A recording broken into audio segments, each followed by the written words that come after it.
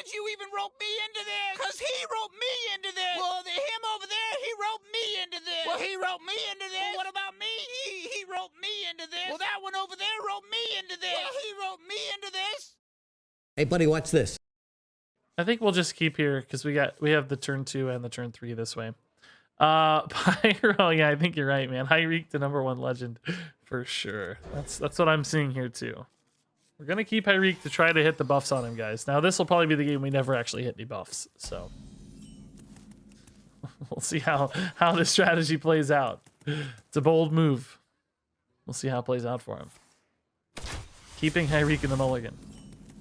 Yeah, turn late, Mermy. Turn late, bro.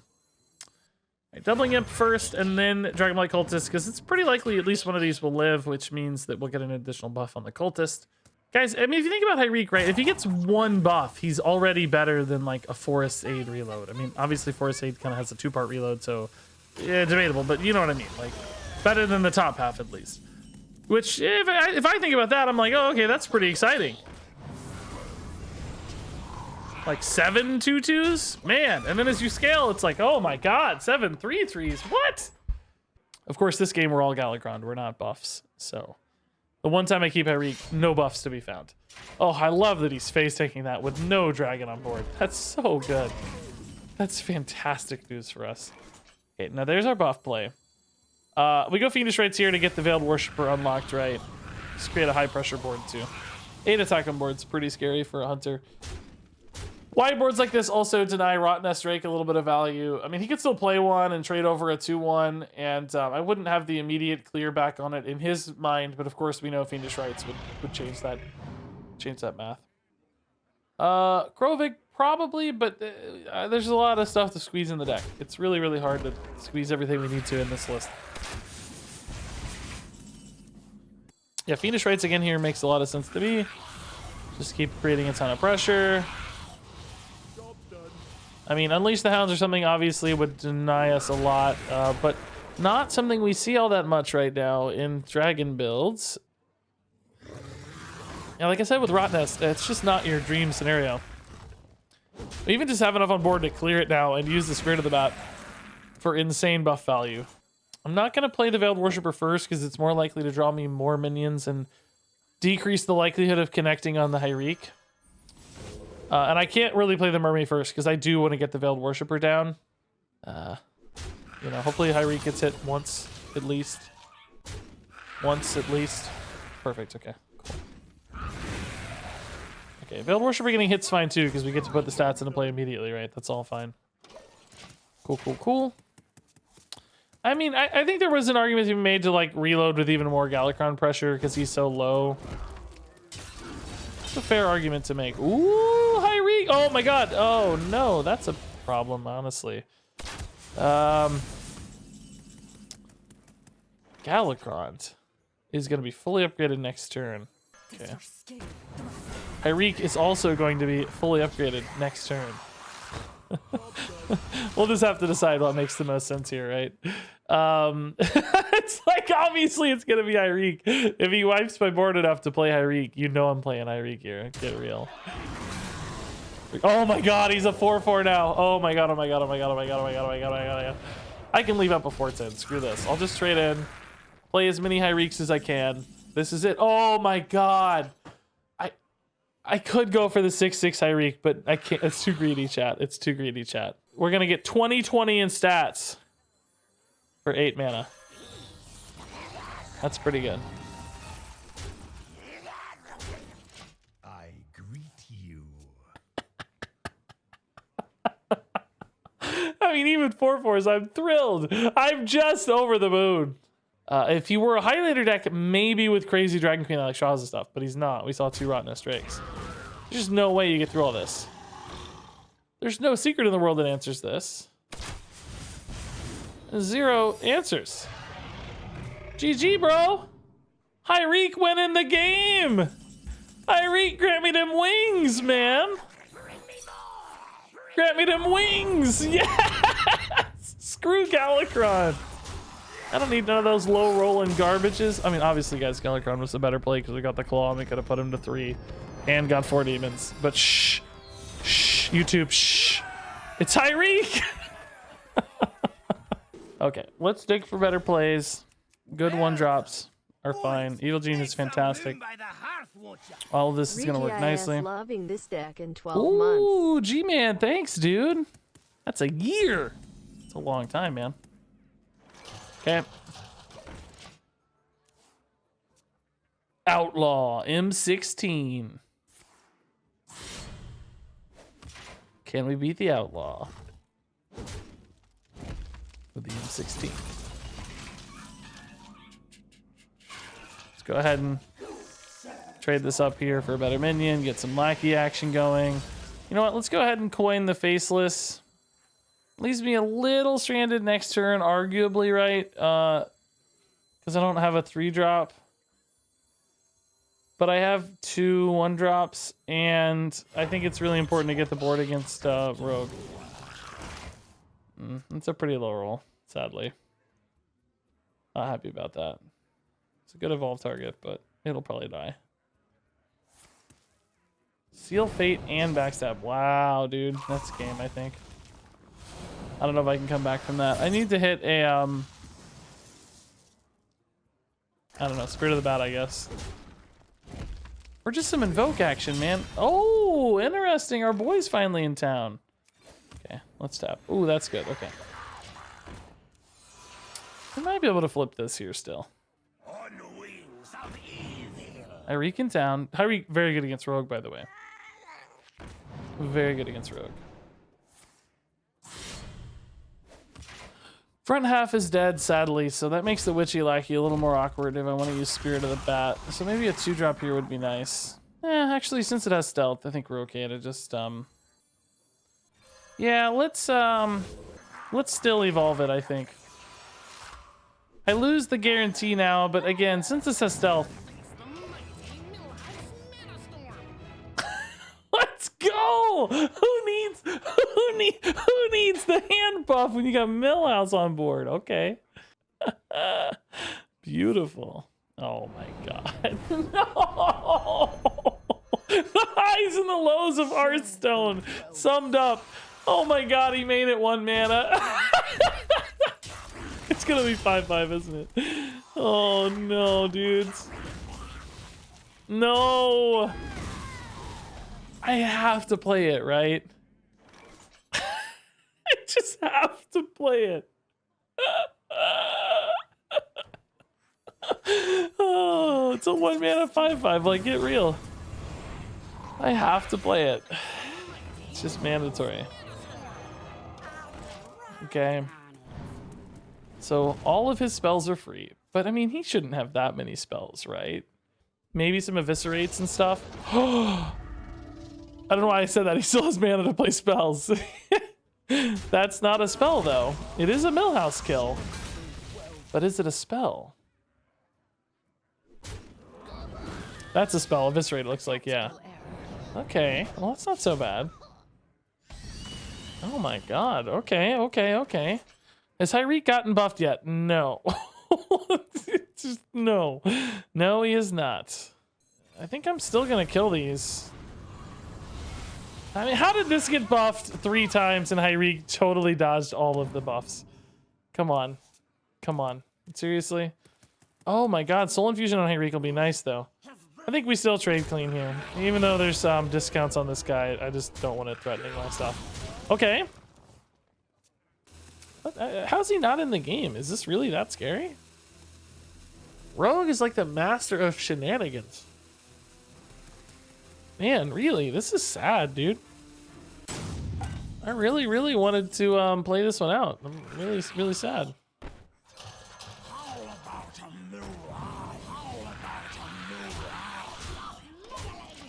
Okay, so 3/3 HIR'EEK. I mean, it doesn't matter now. We're just ending the game, but beat him into submission. Star Hunter. I don't think I have that card back, no.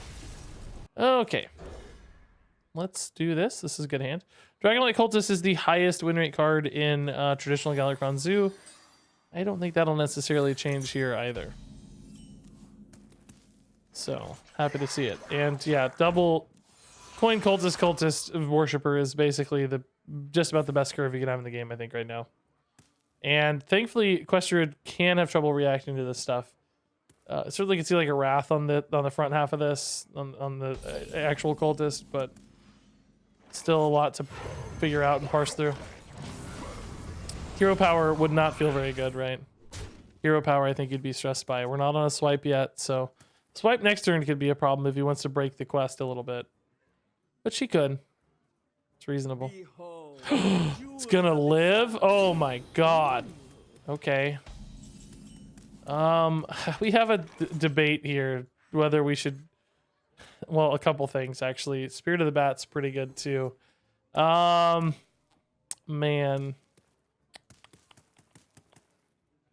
Oh, this turn is like so not quite there. Hey, Conrad, thanks for the kind words. That's really nice. Appreciate that. Oh boy, there's so many routes you could take here. I think if I force the swipe, I'm kind of okay. Because of him breaking his quest. But I think this is still a little bit better of a diversification turn. This diversifies our interests a little bit. This is the question, and I think I actually take this trade, right?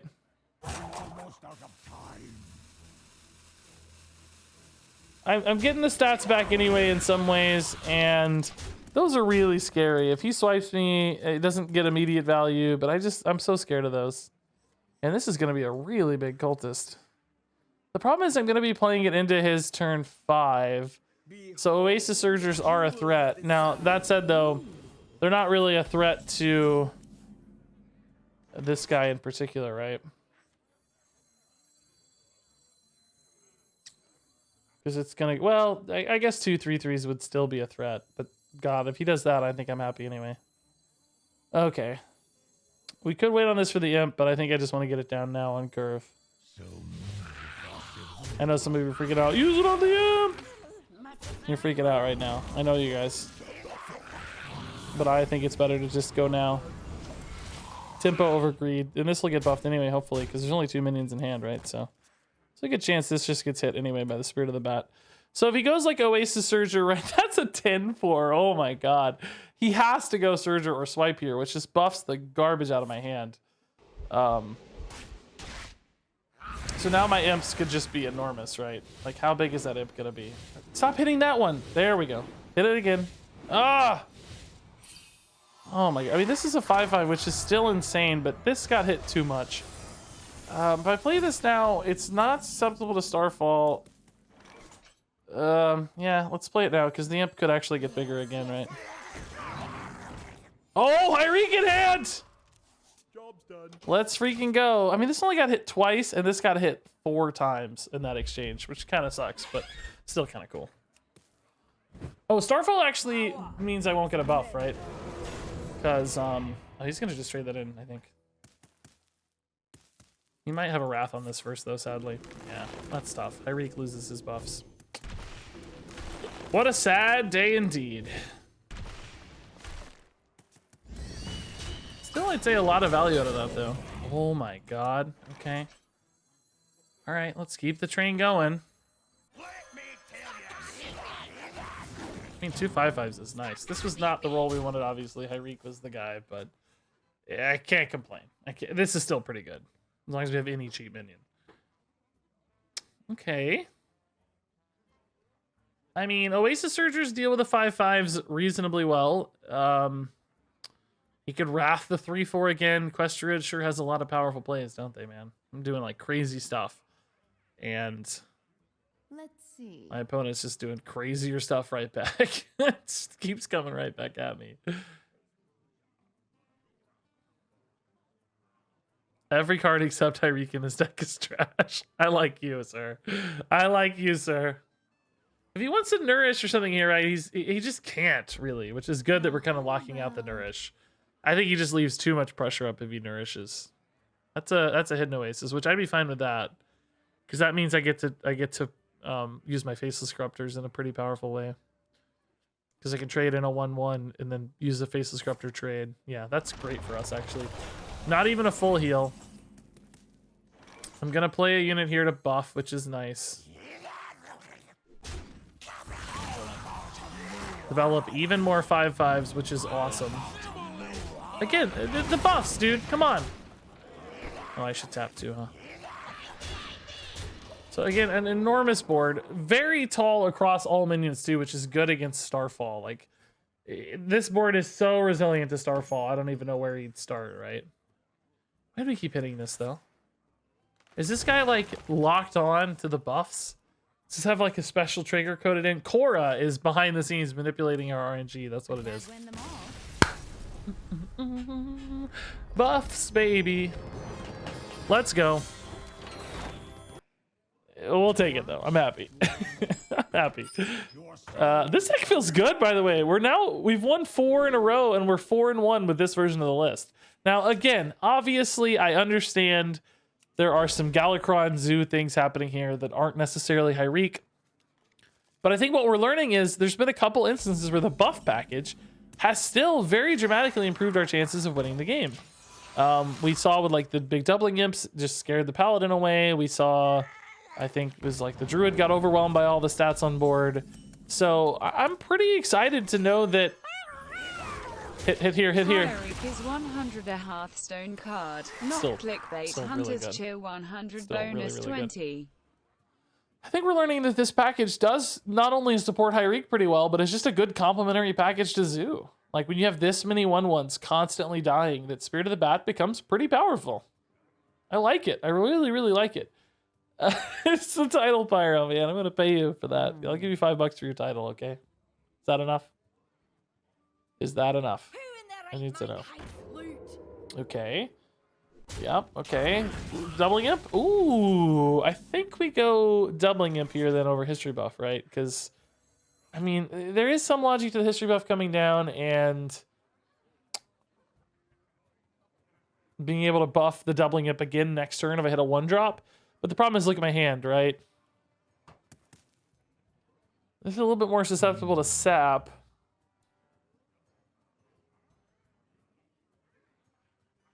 But I'm not heartbroken if he saps, right? I think this, though, supports the Spirit of the Bat better. I'm just going to take this while I can. It's more total pressure. It still contests the Skyvateer if it wants to trade or anything. So, I like this.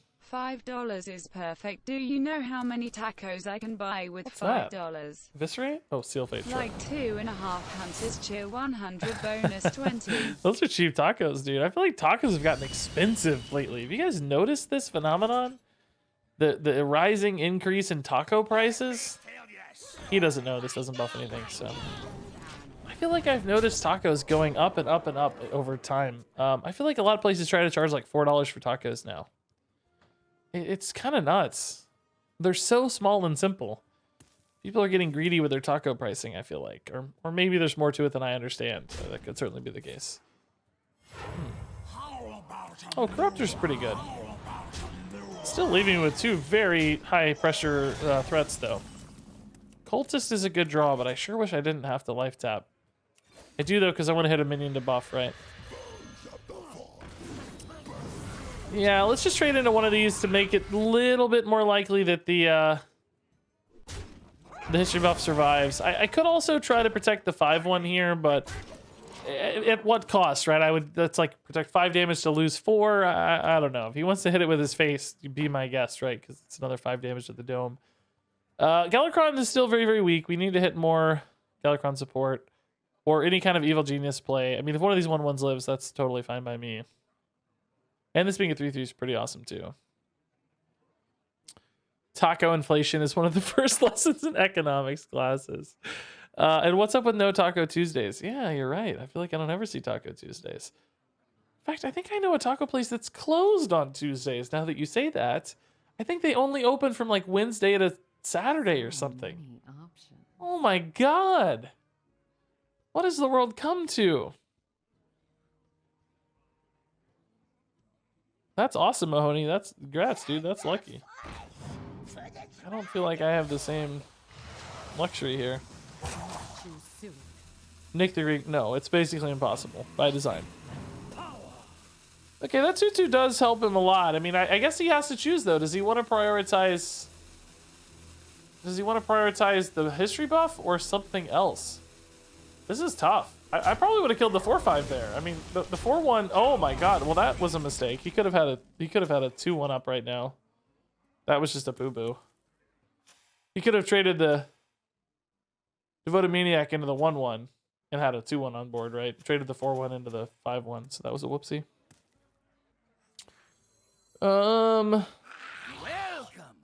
Yeah, let's kill one of the non-attackable ones, right? Even though I lose a little bit of buffs here theoretically on the guy, I want to be able to trade. Okay. Rogue's really bad at going wide, so like I said, I lose a little bit of hand buff there, but I gain. Actually, I lose a little bit of hand buff and technically, arguably a little bit of on-board buff too, but I gain the ability to kill that 1/1.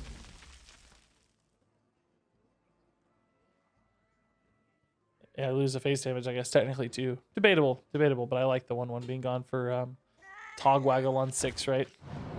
I definitely don't want to run the 4/5 into it, so kind of a necessary evil it felt like. Eviscerate, okay, sure. My best draw here, I don't even know. I guess like a doubling. HIR'EEK honestly is my best draw, isn't it? HIR'EEK, yeah. Oh my god, this hand's garbage. History buff is funny. I would rather it be buffed than the other guy, right? So we'll take it. We'll take it. Okay. Probably gonna have to play Galakrond next turn if I don't hit something better to do. I need to summon minions, right? Thankfully that turn we could still summon a couple minions, so it all worked out, but yeah, his Galakrond not fully upgraded yet, so a little bit of life gain, a little bit of tempo potentially off these 0-mana draws, but probably not that intimidating. That's pretty good. That's not so bad. I don't care about that as much. We can deal 8 to the dome right now. Shield of Galakrond's better than Galakrond, isn't it? Yeah. Man, I wish we were getting more minions in hand to buff stuff more consistently. That's my problem right now. This is nice. This gets a really big buff now. Okay. Gonna trade in the small guys to make more room. Since I get a fresh taunt anyway, right, it doesn't really matter. And I want to summon these 1/1s, obviously. Yeah, let's just go to the dome. Okay, so now Galakrond needs one more invoke. I couldn't draw anything that does that on curve, so we'd have to wait until another turn if we wanted to go that route. I think we might just have to play it anyway, because now we can hero power, and we'll get 4 minions regardless. Okay, that is actually a board clear, annoyingly. Shoot. Man, I might have to wait now to get the weapon. I don't know, guys. I can Plague of Flames this to get it out of the way. I need to hit, like, a good draw here. Honestly, you know what? Might not be a bad draw. You know what? Might not be a bad draw, Chad. You know what, Chad? You know what could be a pretty good draw right now? HIR'EEK could be a decent draw, I think. There's a chance we die if we played HIR'EEK because of the damage on board, but just having 7 1/1s is pretty cool. Now I need minions. Fiendish Rites is actually pretty perfect. This needs to be a cheap minion or I'm screwed. Oh, I can't play both. This is really this is scary, chat. If this doesn't hit the 6/8, I'm screwed. I needed this to be a cheap minion. Anything.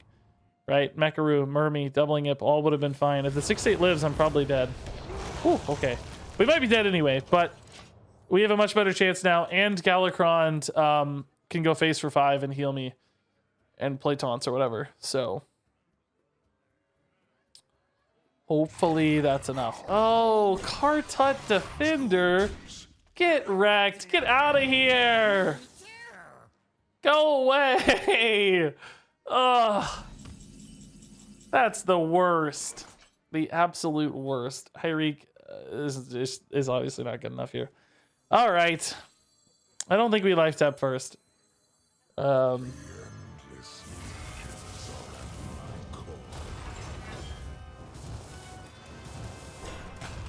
Those are actually pretty good rolls, I'd argue. 2 taunts is nice to protect me about incoming damage. And lifesteal on both of them also gives me a little bit of time to regain some life. He's gonna go back to 12. I have the 5 damage weapon, which means I need to find 7 damage on board to kill him at some point. We do have the Fiendish Rite, so just a few minions living right now could potentially get us there, right? Depending on what lives and what doesn't, obviously. Like, that can all change, but... Okay. Alright, you run the 3-1 into that. You run the 3-2 into the 1-6. Oh, that's kind of weird. Again, he could have value traded that. That's twice this game. My opponent has failed to value trade a Devoted Maniac when they could have. Maybe we're not seeing something that's about to happen for the math. Maybe this, but he had a 3-1 and a 3-2. Don't you always trade the 3-1?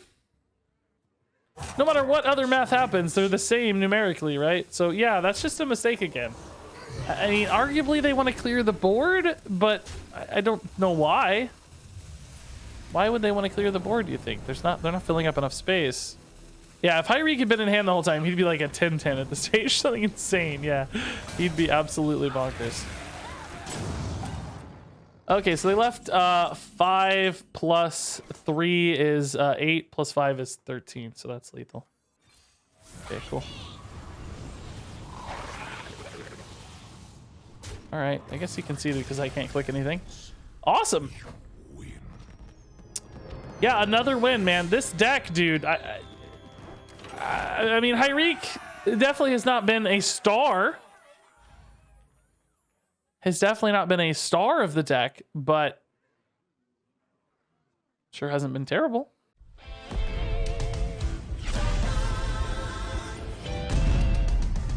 Dragons take flight above the ice and snow, high in